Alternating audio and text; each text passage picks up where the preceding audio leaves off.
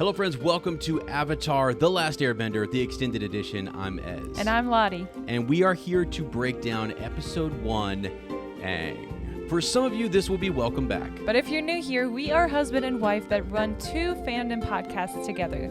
Shell Cottage Radio, a Cozy Potter podcast, which is a Harry Potter podcast only. And the extended edition, where we bounce from fandom to fandom, but often linger in a galaxy far, far away. And we are recording this episode in February 2024, and they have just released the live action show of Avatar: The Last Airbender on Netflix today. And we went ahead and watched the first episode, and of course we want to cover it right away because I am a huge fan of this show, of this whole story, of the characters, the music, the feels. I could go on and on and on. Because the original animated show was released first on Nickelodeon when I was 12 years old. Jiminy. The exact same age as Aang. And it was released actually in the US February 21st, 2025. Okay. So 19 years later. Little hint to our Harry Potter fans. Ding. And then it came out about a year later in Germany, where I was born, and there was a huge hype around it. And we were so excited because there were so many advertisements on Nickelodeon, and they actually had, I think this was the first time where I heard about a TV show releasing the first 2 or 3 episodes in the movie theaters. And I think we were contemplating should we go or not, and we ended up not going, but we definitely watched the first couple of episodes right when they came out. So I watched the show while it was coming out, and back in the day it was not released like this on Netflix where you can just binge all of it, but you have to wait for the next week and the next week and the next week.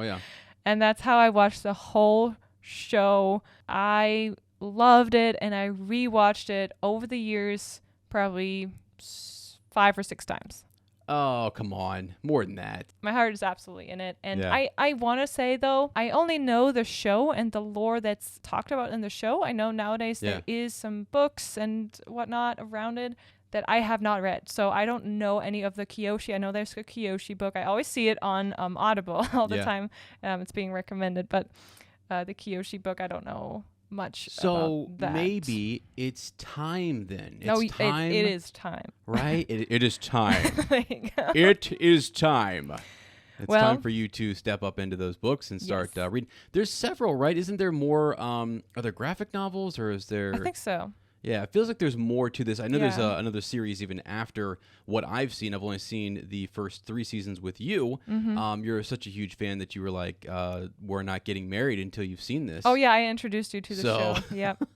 Just like you introduced Star Wars to me, I thought I would at least have one thing that I could introduce to you that you have not seen, because you have definitely seen more movies and shows than I have. Yeah, but no, this was when you introduced me to Avatar, I was blown away. I actually just getting into it, I'm like, okay, cool, fine, whatever. It's a slow burner. I know, I told you, it's the beginning is very much for kids in the animated show. We're going to get to the live action show here in a second, but tell us what you first thought of the show. Well, no, I wanted to mention that the first time you and I ever podcasted about anything whatsoever was actually after season 3 finale. We had just watched it. We were on I said, why don't you have a microphone there? I had left my headset in Germany. Yes. And I said, just get on that. Let's just record something. And somewhere buried is an old, just my actual reaction to the whole thing, because I was blown. We blitzed through that final portion of season 3, and I was losing my mind. So needless to say, Lottie is a huge fan of Avatar. I've been brought along, and I love it. I understand now all of the hype, and I get it. So once I got through the animated series, and we always are looking to, we've always been like, we should get into it more, and now here it is on Netflix live action, and it is a sick show. It is, honest to God, really good. So yes, let's dive right into it. Yeah. So some first impressions, first initial reaction. I just want everyone to know, Lottie probably did cry, 2, 3 times? Sorry to call you out. You can go ahead and call me out. Who also was tearing up during this first episode? I'll say it. I was tearing up a little bit. And if you weren't, then I don't know. I don't know. This is just not the show for you, because that was an emotional episode. Absolutely. Episode 1, Aang, is absolutely emotional. I don't remember all of the... This is just our raw reaction. I don't remember all of the ins and outs and how well it paralleled to the first several episodes of Season 1. And I know they did some stuff that was a little bit different, but the emotion and setting the stage in Episode 1 was wild. It felt like everything went full circle. Yeah. You really got introduced to the world. So if you have no idea what this is and you just jump into it, I feel like the conversations really led you into what is it. Yeah. It explained the whole lore. The history, right? Yeah, you already have now 100 years in terms of history and understanding of what's been going on, even though there's that brief intro in the animated series. It really lays it out there, and you get this huge emotional connection to our character. Yeah. It's great. I'm just going to say this right at the start. This is probably my favorite ever, like, first episode of a show that's already been produced somewhere.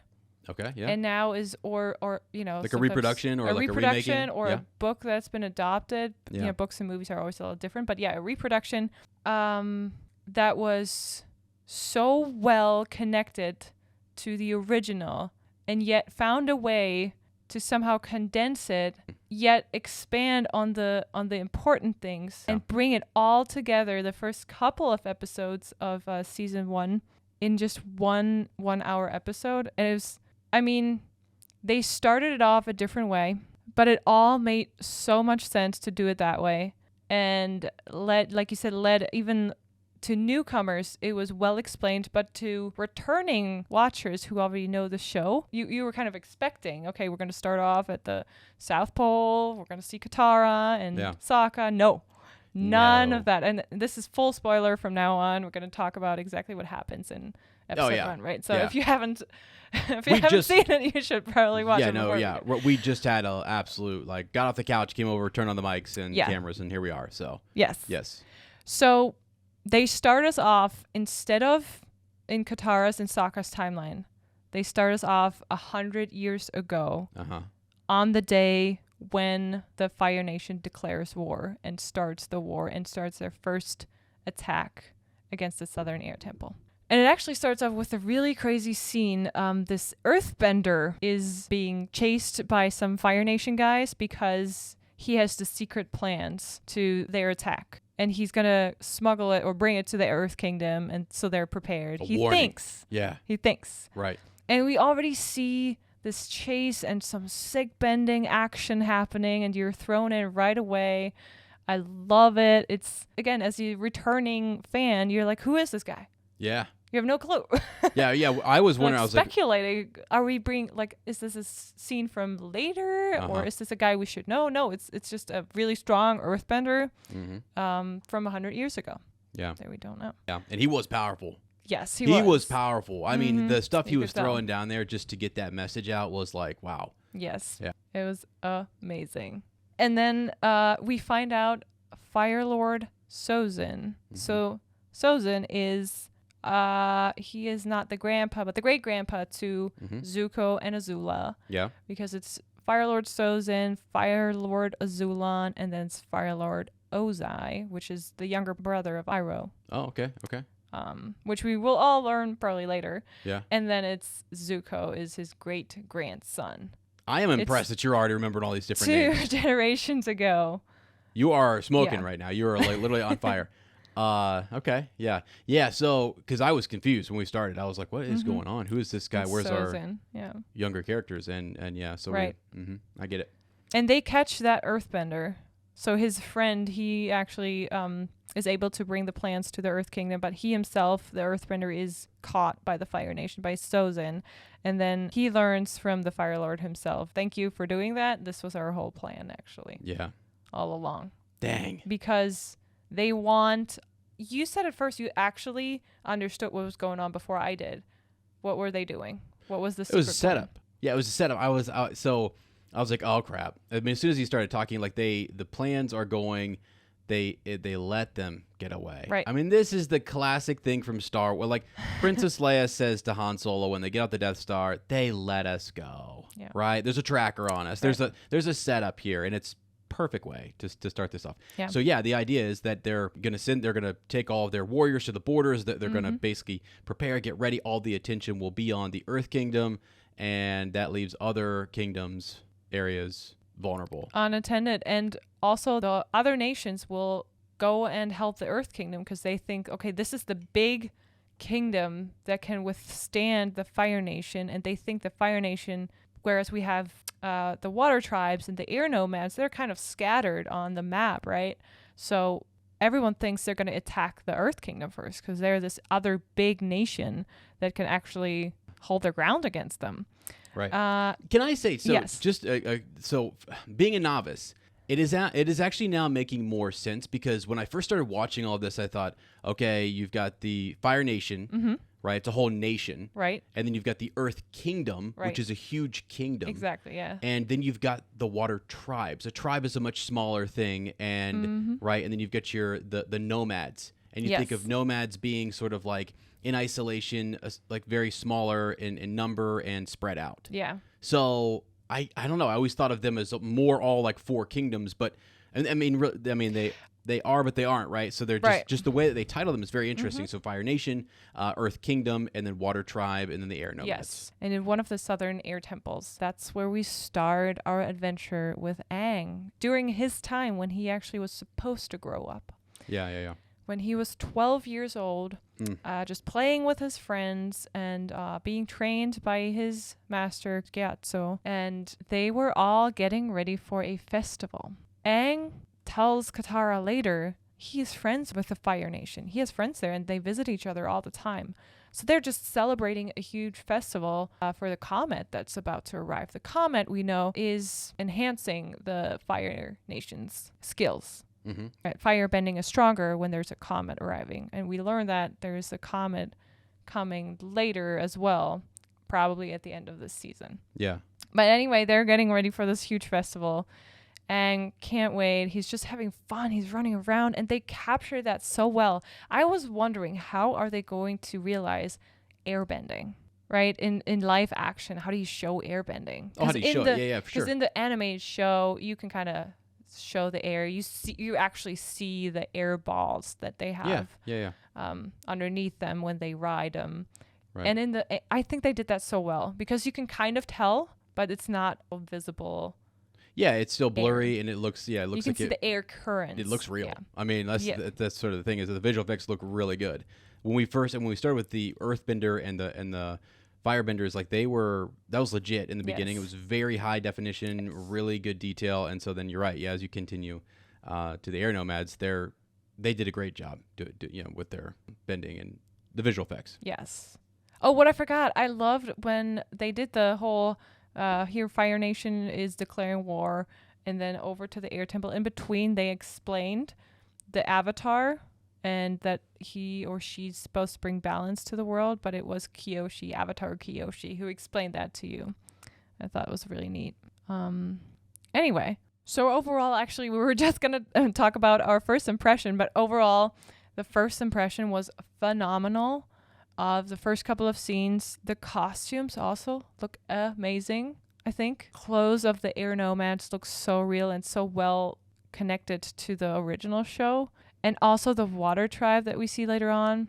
I just, the red and yellow plus the blue and white from the water tribe, it just looks so great together. Yeah, it was really sharp. I mean, I think Aang looked really sharp when he was there at the village and stuff. So the tattoos look great. Oh my gosh, there's some high definition on those, and especially when they light up. I was like, holy smokes. And we get to see a bunch of that in this episode. We got to see Avatar State like crazy. We did. So I was surprisingly shocked, shocked actually. And one of your biggest things, I think, and I don't know where you're at in your outline here, but is the music. Yes. Yeah. I love that they picked up the original music, lots of it. They changed it a little bit, but I think the music is one of the biggest, strongest pieces of the original show.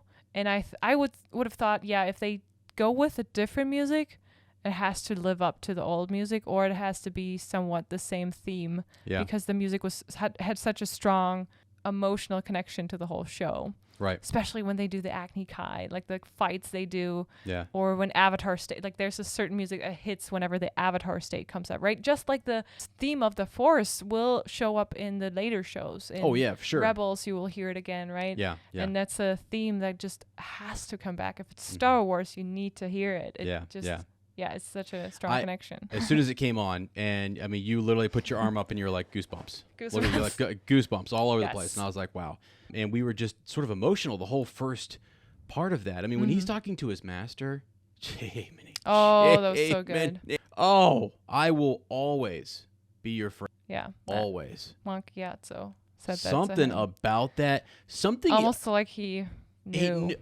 Yeah. And that, oh my gosh, it just, and especially when he said the line something like, there'll come a day when you'll wish that you had spent more time with your master. Teachers, yeah. And I'm like, and he's just laughing, saying that he has no idea, but that's just wisdom, right? Yeah. That's for all of us. There will come that time where people who we love may be gone. Yeah. And so you can instantly start to connect to this in a lot of ways. Yeah. Even though it's like they've got powers and they're in a very different world and stuff, but there's all this real good human connection. Yeah. Master apprentice, as well as like young kids. It feels relatable in a weird way, even though it's like they're the air nomads. What? I mean, It's wild, but they're still running around playing, and there's just it's cool. Loving it so far. They did change a little bit the timing of this, because in the original show, Aang doesn't about the war. He doesn't really know. His master tells him just a little bit that there's conflict arising. They haven't officially started the war yet, but they know it's about to come upon them, and that's why they pressure him. You need to tell Aang who he really is, because Aang doesn't know. And we learn this in this episode. He's told he's the Avatar, the master of all four elements, the one who brings peace and balance to the world. Yeah. I have to say the acting in this is also really good. It is. For younger actors, I was shocked actually, because really Aang's emotion, like just the look on his face when he's told this, the drop in his gaze and everything, and his demeanor, his face, you just watch it and you're like, wow, this is really kind of like soaking in. And I felt, there's going to be some awkward delivery and awkward moments with, and it's meant to be like that. It's a Nickelodeon thing, right? I mean, it's just, it's okay.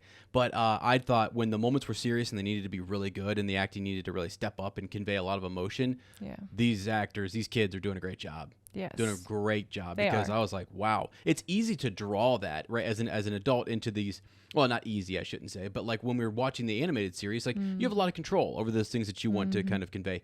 These kids, these actors need to bring it, and they need to bring it out, and already they're doing it. And it's just, and now we're only in episode 1. And I know. I'm floored. I was floored. I was like, okay, let's record. We got to get back to episode 2. But I mean, like there's so many good moments and good parts in this that I'm. Yes, it's so packed, because we start off with Aang learning that he's the Avatar. Then he goes on. He needs to get away from everyone. He says, "I don't want this power. I just want to be a normal kid. I love banana cake. I love running around playing airball. I'm not someone who saves the world." Yeah. No. So he wants the classic.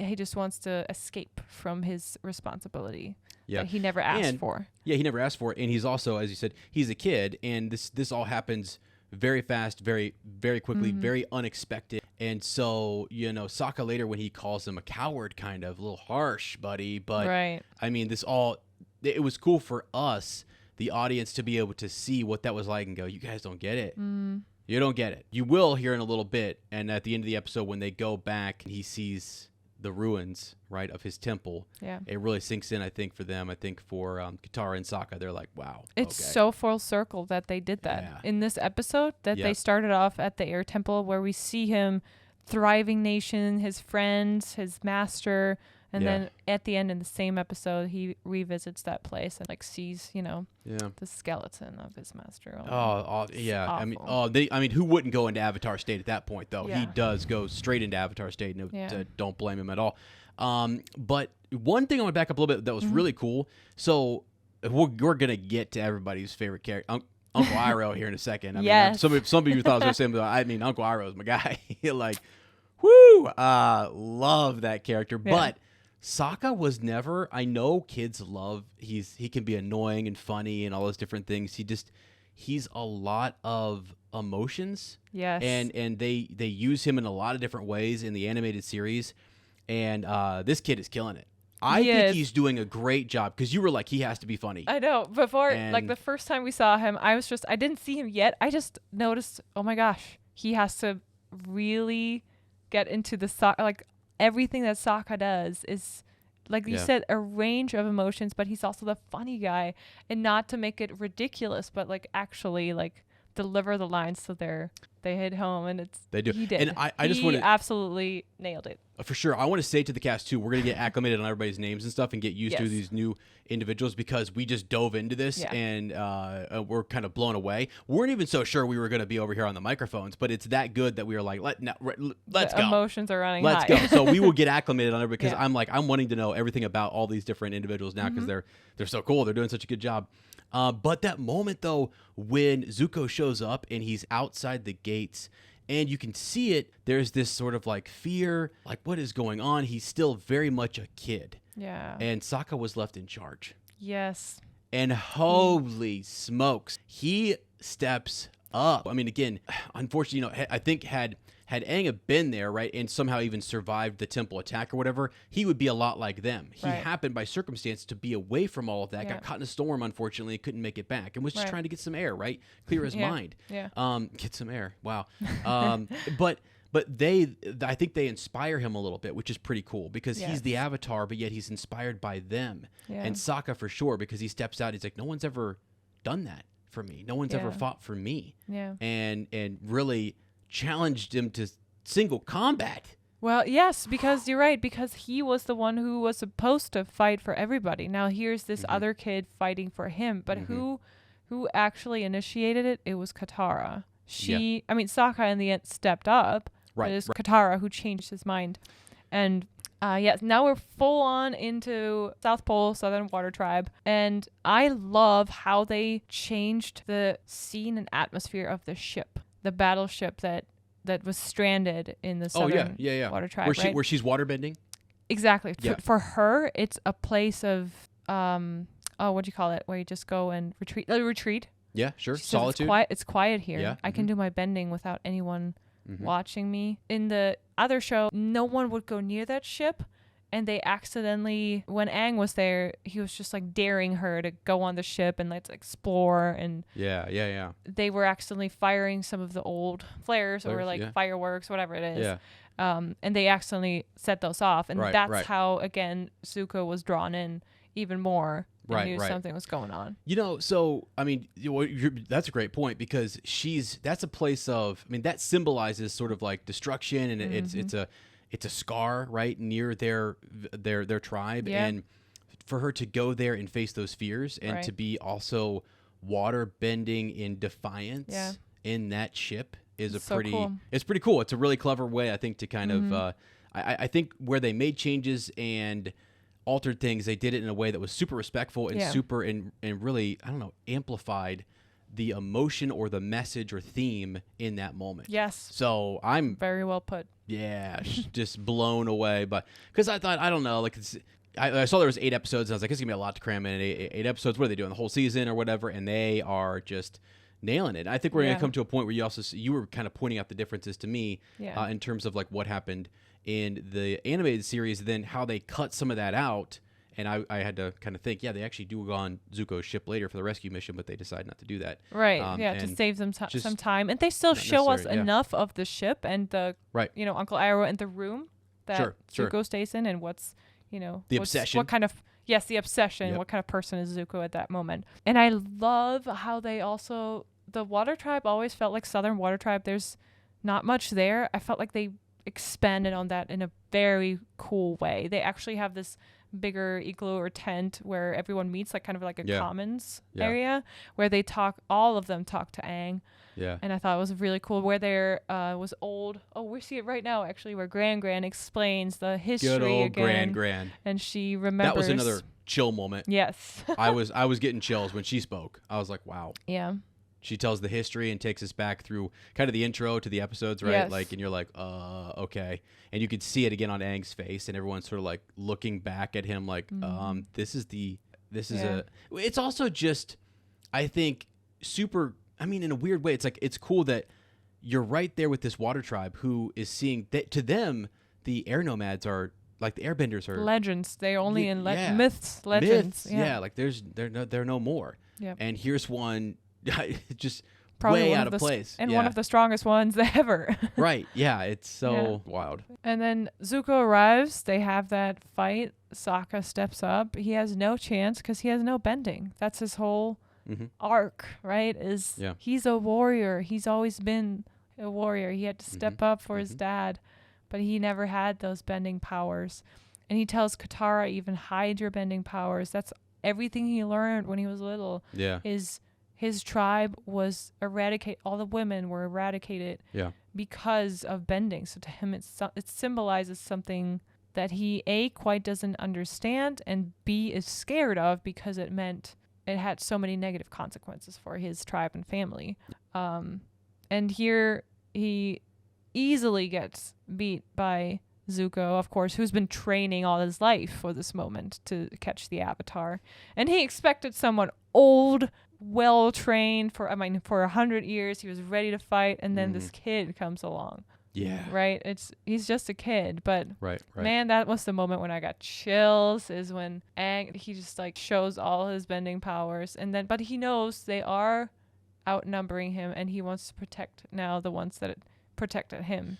Katara is like, we gotta save him. Sokka, you see it in his face. He's like, no, He knows. He doesn't even say it, but he just gives all responsibilities to the next oldest boy in the tribe. They're just kids, actually. They just are growing up, but he's now the oldest of the tribe.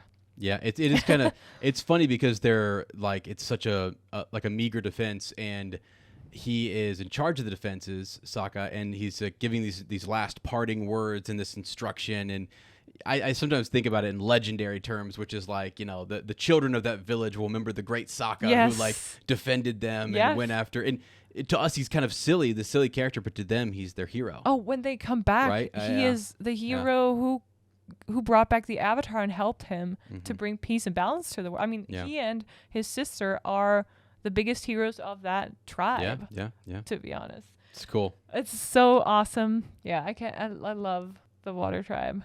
Yeah, we got it over here on the side. We almost can't. I know, we were always peeking over there. Yeah, visually it is. It's stunning because we keep looking over and just blown away. Appa, haven't said Appa yet. Oh, he looks so good. I always think it's magic. How do they do that? That he looks real, and when Aang is cuddling him, he like went up and hugged his nose, and I was like, that looks so real. It looks so good. How do they do that? I don't know, but it's great. I can't wait for all the ambience videos to come out and I know. chill with Appa, I love it. But let's talk about one more thing that you noticed, and where you talked about something that you think is really cool. When Aang is on the ship, the Fire Nation ship, on Prince Zuko's ship, he is in his cell. And who visits him? And this is, again, a little different from the original show, which I like this change so much, that they meet and talk for the first time so early on. Uncle Iroh visits him in his cell. Which, by the way, we haven't really decided. We're so anxious to get in here and record and just talk about this together and to share with you guys our excitement that we didn't really decide whether we're going to go into full spoilers for, whether you've seen it. Because some people might have not. They might not know these characters, might all just be brand spanking new to them. And I almost said some major spoiler for him that I was like, oh, wait, I guess. So should we not talk about No, I guess that? I should just tell people that we are going to spoil stuff. I don't know how we're not going to, because I'm not as fluent in this universe to not stumble and say something that is spoiler, because I just about did. So in case you've never seen it and you're like, I really just want to go ahead and watch that and not have it spoiled, thanks for the download, and come back when you're done and let's talk, because there's something going on here. The reason they put this in early is foreshadowing. Yes. They are foreshadowing right out the gate, because actually in the animated series, the way they do it is in Uncle Iroh's nature is very laid back, calm. He knows what is going on between the Fire Lord and Zuko. He understands the dynamic between father and son. He understands why he's on this impossible mission. He alludes to it in this episode. And then when he goes in, you can just see it in his face, like that he recognizes the Avatar and what that means to him. and he's very clever. There's a guard. They put a guard right there, so he can't speak openly, freely, necessarily. And you might think, well, what are you getting at there, Ez? Well, that's the spoiler. Yeah. Is that I would. So I don't want to go into all of it, but to me, that is exactly why. It's just that why they put that scene in there. They put it in there to show us something about that character, that he came with a reverence to the Avatar. And he was very clever about how he worded things and offered him tea. And that's also a thing that they do in a lot of mythologies. When you offer your enemy or your prisoner like food or tea or whatever, you've basically granted them safe stay, exactly, essentially. So like they're under your protection, if you will. And that was Uncle Iroh. So I love it. I love him, and I love that's Captain Teva in Star Wars, by the way, just so you guys know. So huge Star Wars connection here. Really cool. And again, like we said, we're gonna be diving in all these different actors. I got them all pulled up here, and we're gonna be very good digging into them later. So, but it was a great scene for me, and I love his character, and I love his arc, and I'm ready. And when Aang asks him, "Is that what you believe?" after he told him, "We need you to get you to the Fire Nation because that's how we end the war." You mean the end of the war? And Aang's like, "Is that what you believe?" And Iroh doesn't really answer his question. He just say, "Oh, I must leave now. But I will look forward to many more conversations with you, Avatar." Yeah, I mean, it's just well done. It's just so well done. And there's not much of him. There's not much of him in this episode, and that's good. I think his presence will start to grow. Zuko is way more important. Getting to know him and his backstory and his obsession and stuff is going to be, I think, more important. Front end. And like we said, they left out the whole fight on the ship. It's just Aang would have escaped almost on his own. He gets shot down by Zuko, and then Appa shows up, and Katara kind of catches him midair. And then there's one final shot that they try to shoot Appa down, but then Katara, they had this moment earlier in the ship, ship that was stranded, where Aang helped her explore her powers as a bender. Find balance. Find balance. Let go, right? And then in that moment, she just... It was easy. Easily. They were up in the air, and she just shot some water up to combat that fire. There's a reason I on one viewing of this, when the animated TV show, when you took me through it, why I started to connect to it like in such a crazy way. And they did it in that moment where Aang is sort of training or passing on the knowledge of his masters to her. Yeah. And how what they taught him powerful. About seeking balance. And everything that's going on in Star Wars right now is about that master-apprentice relationship, right? And that the apprentice is the master, and the master's master, and the master's master. Oh, it's so great. And it's awesome. It's all there right here in this show. This is full of these master-apprentice relationships. They all find their masters, even Sokka. Yeah, even Sokka. I know. I thought about that earlier. I was it's so good. It's so good. Yeah, gosh. Anyway, at the end, they come back, like I said, full circle. They go back to the air temple. Aang has his moment. It's terrible, emotional. He enters the Avatar state. And this is probably, for me, the only moment. I was not so sure how they did that. That was the only moment. There's so much I loved. And again, this is all coming from a standpoint of a consumer. Just how do I like the show? How do I enjoy the show? Sure. Yeah. And it's been so mind-blowingly good this first episode. I'm so happy with it. That was the only little moment where I thought, okay, is when he's up in the air. And I already thought, how is Katara going to reach him? Because she kind of did, though. She used to just hold his hand, and that touch was what brought him back. They're not there yet. It's happening. It's okay. Right? It will happen. She just called out his name. Yeah. And then he heard Katara at the same time remembered his master, Gyatso, and said, I'm always going to be your friend. So the theme of friendship is what brought him back down to earth, and he brought balance, basically, in that moment. Yep, restored him to balance. Yeah. She was calling out his name, and again, there's these are his new friends, and they've stood up and they've fought for him. Yeah. And so now he's got to, he's processing, right, the loss of all of his other friends and masters and teachers and family. It's not easy. Yeah, he lost everyone. Right. So now he's going to process that, and then he's going to, essentially honor them through everything that he's going to do. Right. He realizes he has to fulfill his role now. He has to step up. Yep. Katara and Sokka know we need to guide this, or we have to help him with that. We can't go back. We also am going to endanger everyone we know if we bring Aang back to the Water Tribe. So they know they have to now begin this journey where Aang has to find masters, go learn mastering all the other elements. Too many L's in there. Too many L's. Yeah, which kind of sets us up for the whole rest of this season. Yeah. And show.